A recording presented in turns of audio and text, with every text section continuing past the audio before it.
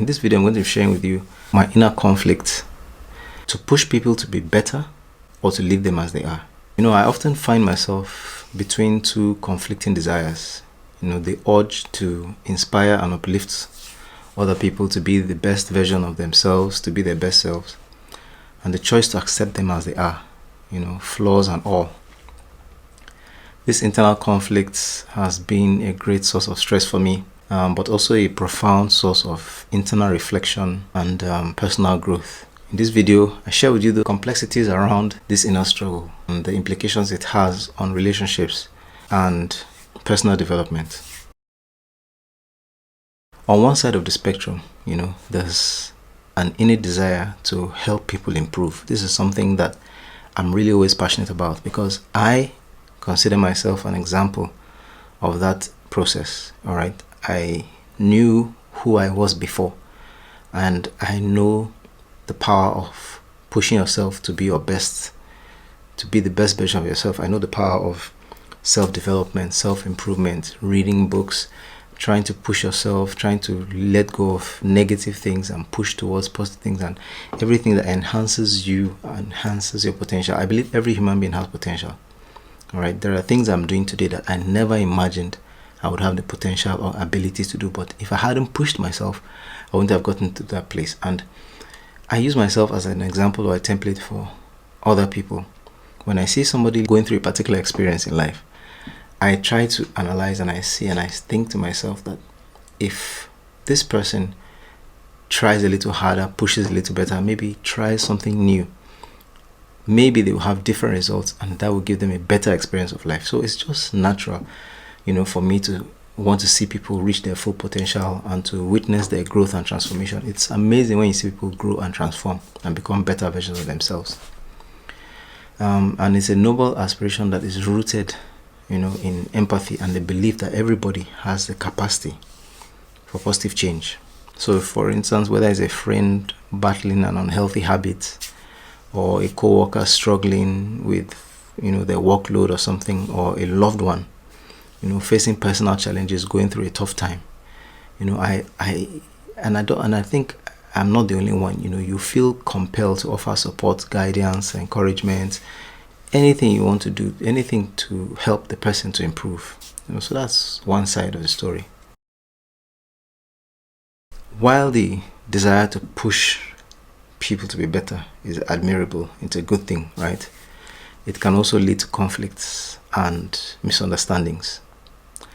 And sometimes our well-intentioned efforts to inspire change can come across as, being judgmental or being overbearing. Some people misunderstand that desire when you're speaking to people and trying to push them.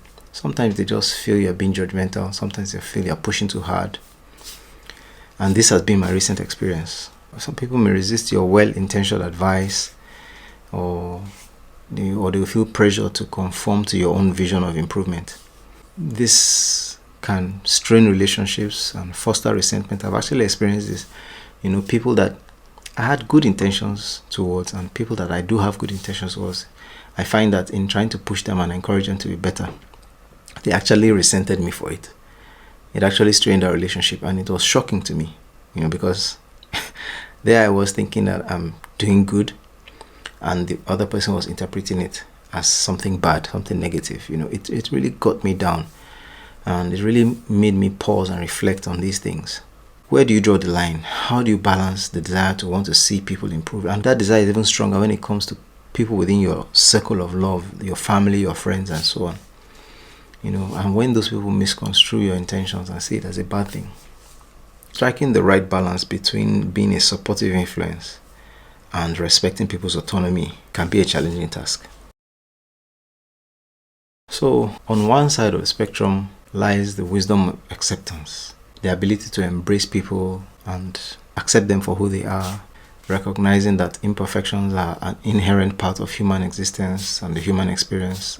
I myself, trying to push people, I know I'm not perfect, So sometimes it may come across to the other person that, oh, do you think you're perfect or something? No, but I'm not coming from that place. I'm coming from a place of just knowing my imperfections, seeing the power of pushing forward and trying to be your best.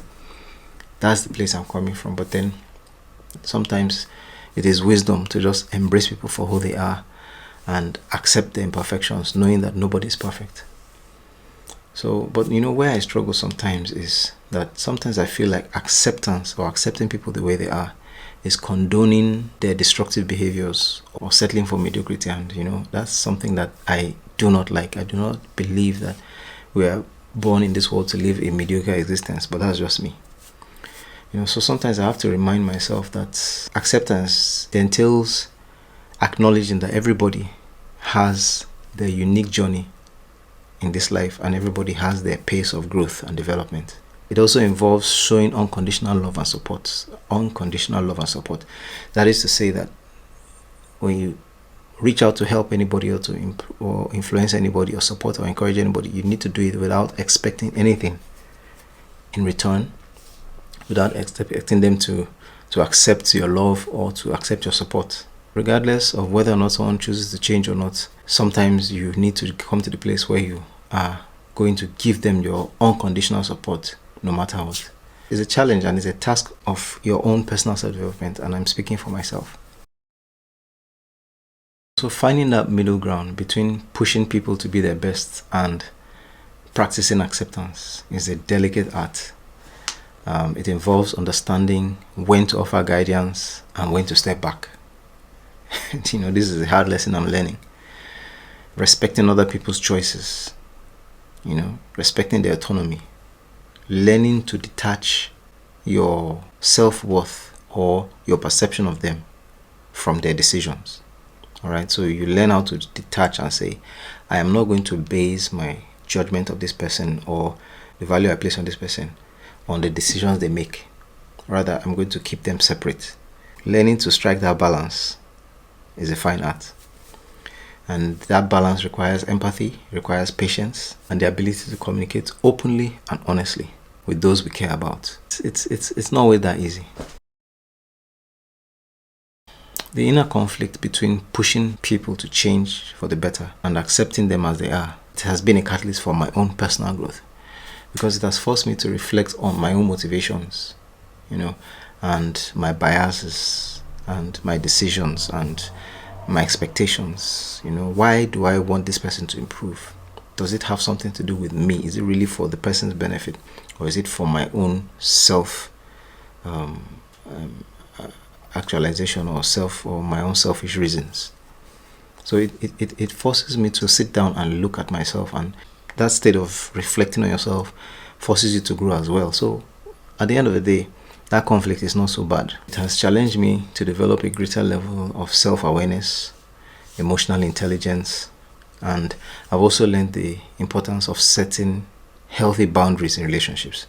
There are people who I consider very important to me, but I have to learn how to separate myself, my emotions, from their lives, and not allow their decisions to affect my emotional state and my attitude towards them. All right, so learning to put that separation between myself and them, that is something that I've also had to learn how to do to manage this conflict. It also involves allowing both myself and others to have the freedom to evolve at our own pace and be yourself. So that's, basically where this journey has brought me to. So ultimately, thinking about this subject, I'm reminded that our journey through life is not just about helping others become better, but more importantly, it's about becoming a better version of yourself. It's about becoming a better version of myself in the process. So at the end of the day, I realized that a good way out of this is to just focus on improving myself. Rather than trying to change other people, let me think of ways I can change and adapt to the situation. I can change and adapt to these people in my life who I want to be better. Not forgetting also that I also need to balance my own drive of self-improvement with a good dose of healthy self-love and self-acceptance. I also need to accept myself the way I am. I also need to show myself that love and allow myself the space to breathe and just be myself.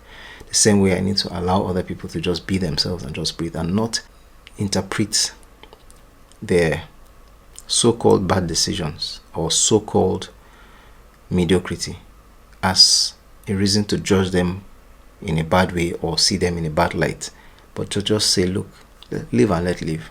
Not everybody is called to be like me. Not everybody is called to have that, drive, that fire that burns and keeps you up at night wanting to be better and see your life change. Not everybody has that fire.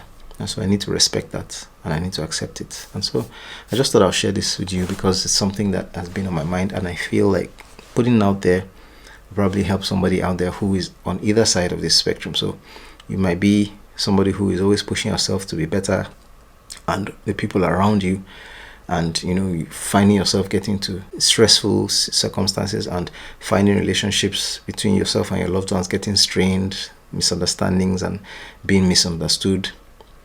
And on the other hand, you might find yourself constantly maybe being pushed to be better, and you're under pressure, and at the end of the day, after listening to this, you might just understand that, look, everybody can just be themselves, and everybody has their own path and everybody has their own journey. So if you found this video helpful, please let me know. Drop a comment in the comment section. Feel free to share your own experiences. Do subscribe so that you get to see my upcoming videos. It does help my channel grow. It helps me to grow as a person as well. So thank you very much for listening, and I'll see you in the next video.